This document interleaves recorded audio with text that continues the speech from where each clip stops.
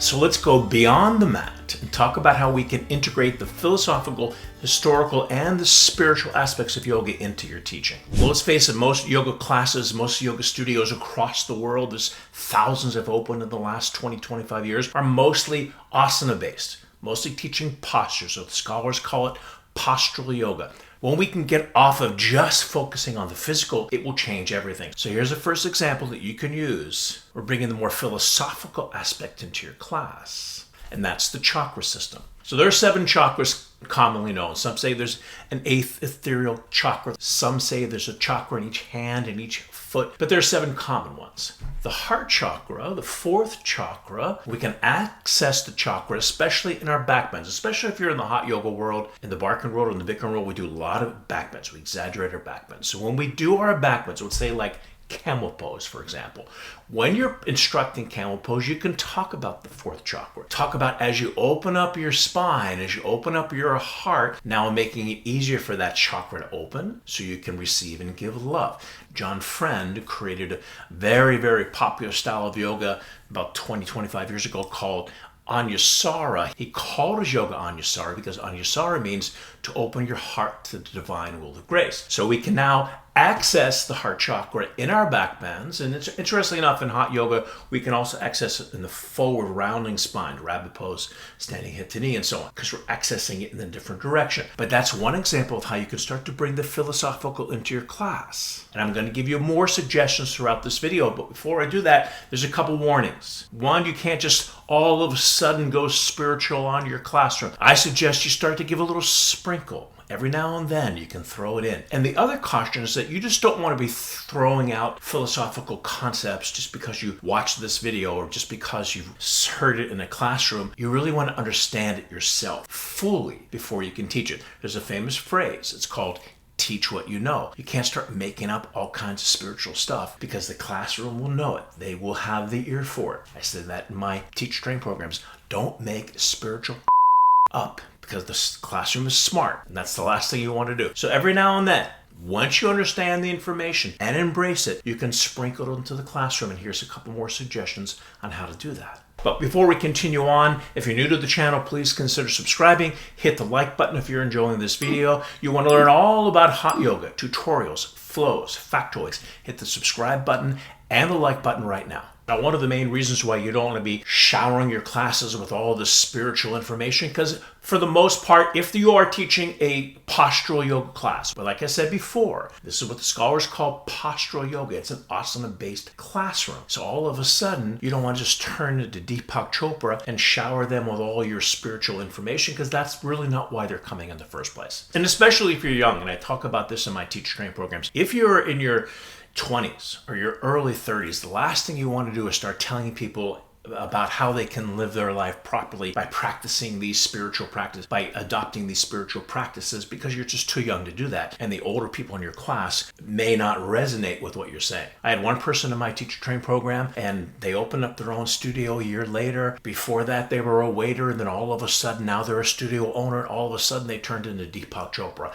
You will find enlightenment in your life if you do this, this, and this. And it drove me nuts. You're better off quoting somebody. You're better off referring to somebody else, like Deepak Chopra said this, or Yogananda said this, or Jimmy Barkan said this, opposed to you making it up, opposed to you telling him that it's coming from you. Especially if you're younger. The students aren't there for that. They're there for the physical. However, if you can sprinkle it in your classroom on occasion, it will make a big difference. Actually, it'll make all the difference. I've been teaching teachers since the late 1980s. However, in 2003, 2002 was when Bikram and I split. 2003, when I started doing my own teacher train programs, I really started getting in more into the philosophical and the historical aspects of yoga. It was my responsibility, especially as I started doing more and more teacher train programs. And I started to become what they call a jnana yogi, the path of wisdom. There's 3 different main types of yoga. There's Karma Yoga, the path of right action; Jnana Yoga, the path of wisdom; Bhakti Yoga, the path of devotion. But as a Jnana yogi, it's through the intellectual study that you begin to evolve on your spiritual path or sadhana. Now as we start to have a more intellectual understanding of the history, the philosophy and the history are pretty much intertwined.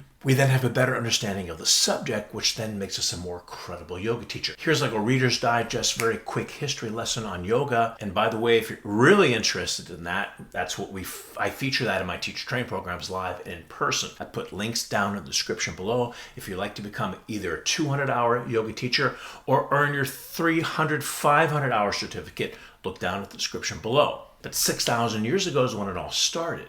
So how did it start? People were suffering. And they came to the tribal leaders, the shamans. The shamans were the first ones to intuit the teaching of yoga. So the shamans went into a trance-like state and saw that people were suffering. And then they intuited the solution. So what was the reason why they're suffering and why we are suffering to this day? It's because we're under the illusion that we're separate beings. So now they came up with a solution, and the solution was yoga, to yoke, to connect. That because of the disconnect we suffer. So they created the techniques of yoga, and they intuited now over the last 6,000 years, they started to intuit these techniques. And they intuited the techniques, and the reason why they called it yoga is to shatter the illusion that we're separate. That we connect with God, that we connect with the universe, that we connect with everyone in it. And in that connection, we no longer suffer.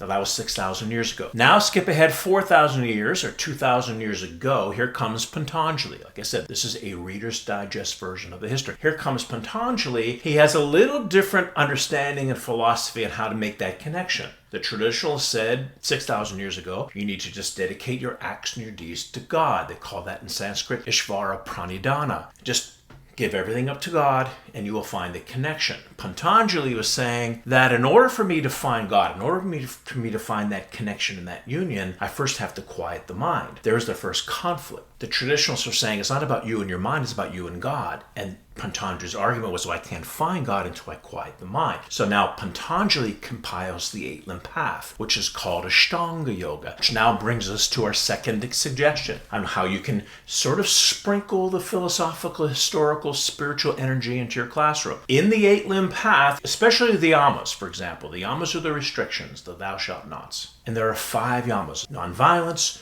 truth, non-stealing, abstinence, and non-attachment. So you could take one of the yamas and use it as a theme for your classroom. For example, the first, ahimsa. Today we're going to practice ahimsa in our practice, but not having violent thoughts about ourselves in our practice, not making ourselves wrong. So you can use that as a theme throughout the class to create a theme. And now you have a theme for your class, not just leading it through postures or asana. Now, 1,000 years after Patanjali, once again, this is the quick version. 1,000 years after Patanjali comes Matsyenjar and Goraksha 1,000 years ago. And they are the creators of, drumroll, Hatha Yoga. It's pronounced Hatha Yoga. And they had a different philosophy. Instead of quieting the mind to find God, their philosophy was to use the spine and the brain as an antenna to connect with the universe and to connect with God. The original concept, or the original intention behind Hatha Yoga, was using the spine and the brain to receive and to transmit that universal energy. Yogananda, who's one of the forefathers of our lineage of yoga, says the spine and the brain are the altars to God. So we are able to channel the energy, what they call the Kundalini Shakti, up the center channel. In Sanskrit, it's called the Sushumna Nadi. And in so doing, we evolve. We find that connection and that union, yoga. So the original intention of Hatha Yoga was not so much asana-based. It was more pranayama, which is still part of the physical, which is the breath. It's still physical. The exaggeration of the yogic asana, the intensity, especially the athleticism of the yogic asana, really didn't come into fruition until about 100 years ago. In fact, standing postures weren't even called postures before 100 years ago. They were called standing positions tapas, because asana actually means seat. So the seated positions and the floor positions were the original asana. But 100 years ago, they started to bring in the athleticism because they saw that yoga postures, the asana postures, had a tremendous healing benefit on the body. And here comes the transition to modern day times. This is what most yoga studios adapted over the last 50 some years, especially in the last 20 years, as yoga really started to explode. And that's when we really started to get into postural yoga. So you can see now how the spiritual slowly changed and transitioned to the physical,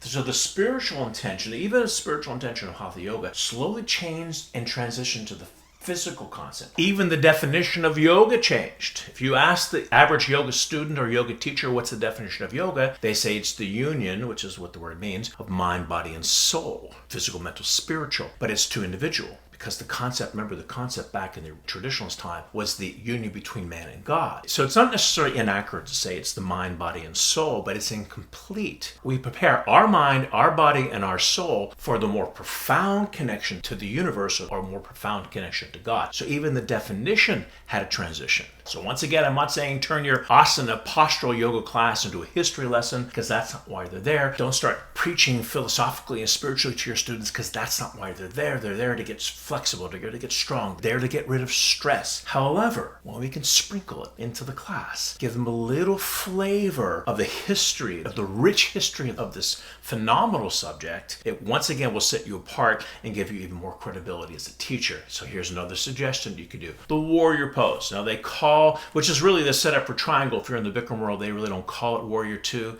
They do it in the vinyasa, traditional vinyasa world, in the Ashtanga world. But the setup to triangle is Virabhadrasana, or warrior pose. So Virabhadra, here's a quick little history lesson, was a creation of Shiva, and he was created to protect the god and goddesses from the demons. So as Virabhadra would take his long warrior stance in the battlefield to slay his arrows at the demons, and they named this posture after him. So you can talk about, as you're into your warrior two stance, as you push the mat apart with your feet, you can feel the warrior energy, you can feel the energy of Virabhadra coming through your body as he slays the demons to protect the god and goddesses. Something you can just throw out there into the class for a little sprinkle. And one more suggestion, a theme for the class could be on the root chakra. As we stand in our position that is nicknamed Tadasana, especially in the Barkan method, we scoop the tailbone down. As we connect into our root chakra from the ground up, it gives us stability in our life. So that's another example on how you could use the theme and sprinkle the philosophical, historical energy into your classroom.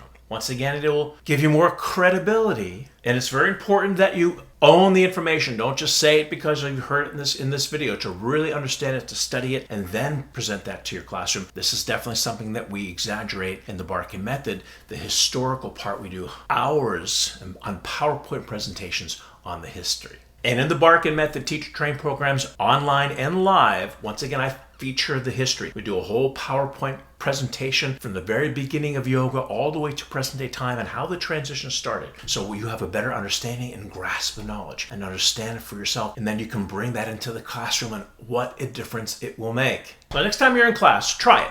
Try something you can sprinkle into your classroom to give it a little bit more life. Get out of that whole repetitive concept of what you've been teaching, especially if you've been teaching for a long time. If you teach multiple classes a week, or especially a day, it's easy to get stuck into a rut. By bringing in the spiritual concepts, the philosophical concepts, it'll give a new life to your yoga class and create a whole new energy and set you apart.